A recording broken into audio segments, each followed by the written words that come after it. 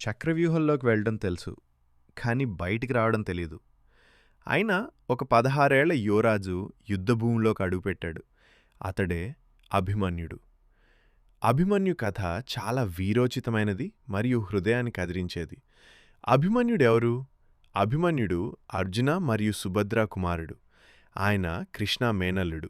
చిన్నప్పటినుంచే యుద్ధ విద్యలలో ప్రావీణ్యం సంపాదించాడు. చక్రవ్యూహ రహస్యం ఒకసారి అర్జునుడు సుభద్రకు చక్రవ్యూహంలోకి ఎలా ప్రవేశించాలో చెబుతున్నాడు.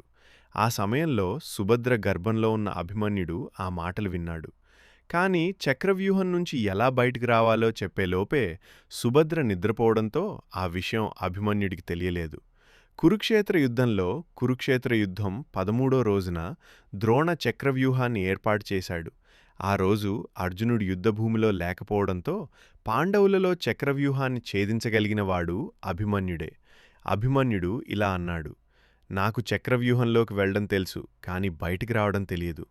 అయినా ధర్మం కోసం నేను యుద్ధం చేస్తాను.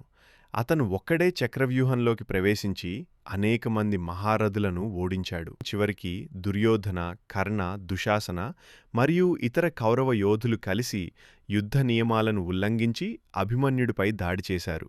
అతని రథం, ఆయుధాలు ధ్వంసమైన చివరి శ్వాస వరకు ధైర్యంగా పోరాడాడు. అంతిమంగా అభిమన్యుడు వీరమరణం పొందాడు.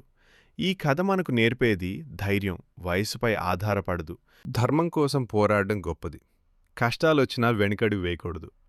అభిమన్యుడు మహాభారతంలో ధైర్యానికి, త్యాగానికి ప్రతీకగా నిలిచిపోయాడు.